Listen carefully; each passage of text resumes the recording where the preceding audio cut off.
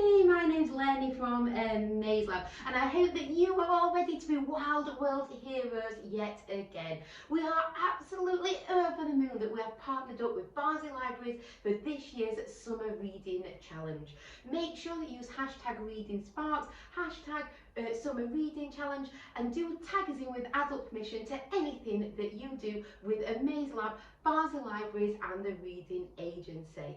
So let's see what we're going to do today.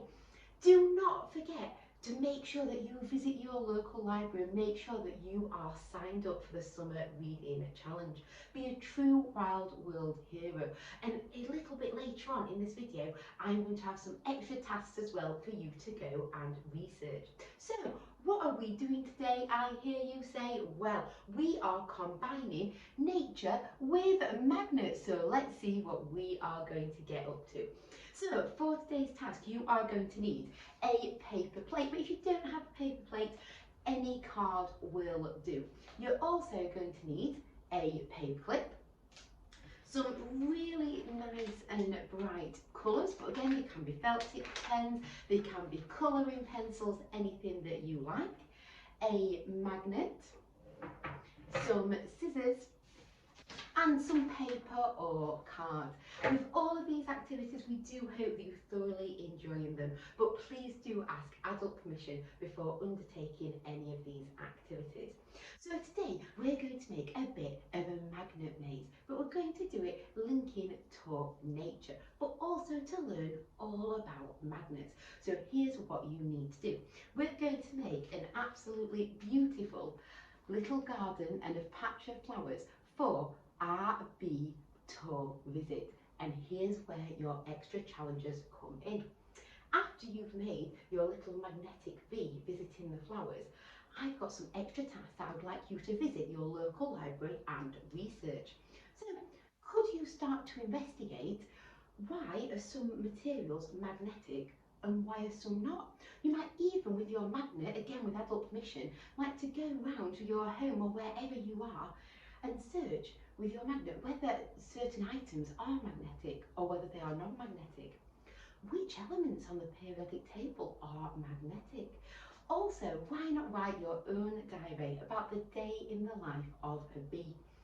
Visit your local library and start investigating and researching into books why bees are so important. So they're your extra challenges for this week. So how are we going to make our little magnetic garden? Well, we're going to take our paper plate. And onto our paper plate, you can decorate it however you like. But I'm going to start by adding on some grass. So I'm just going to colour in some grass at the bottom. Now I'm just going to do this one really quickly, but again, you can pause, you can rewind, you can re-watch the video as many times as you like. Plus don't forget there is also a fact sheet to accompany this video that you can follow along step by step. So in order to make my little flower garden, I'm going to add some grass to the bottom of my plate. So it should look something like that. I'm then going to include some flowers. So again, I'm just going to draw a bit of a rectangle. I'm going to really nicely colour that in. And then I'm going to start to create some really super duper colourful flowers. So I'm going to do this one red, I think. And again, something else that you can be researching at the library. Why do flowers tend to be really bright colours? So I'm just going to do one to demonstrate, colour it in, and then I'll show you a bit of a one that I made earlier. So let's just colour in one flower. So it should start to look a little bit of something like that. But again, please do take your time and do this and really enjoy completing this task. Once you've done that, it should look something like this. So here's just one that I prepared earlier. But again, it doesn't have to look exactly like mine. You can get super creative and make your paper plate any design that you would like. You could also research which flowers do bees really like. So for your next task, you you need to create a little character who will visit your garden. To do this, I've drawn a bee. You can just draw a bee on your sheet of paper and cut it out. So mine looks a little bit of something like that. Onto my character, I then need to attach my paperclip. So I'm going to attach my paperclip. And why have I attached my paperclip onto this character? Because the paperclip is magnetic, and so will stick to my magnet. And here is where the fun really begins.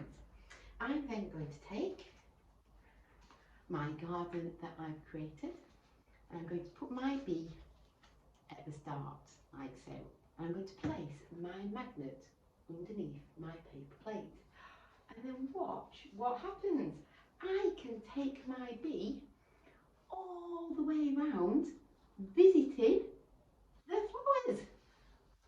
He's buzzing around, he's having an absolutely amazing time visiting all the different flowers.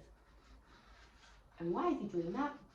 Because my paperclip is magnetic. I've put my magnet underneath my plate, and my bee is buzzing around my flower garden and having an absolutely amazing time. I hope that everybody really enjoys using magnets and also investigating all why bees are so important to us. I hope everyone really enjoys this week's task, and we will see you all for another one soon. Thank you, bye!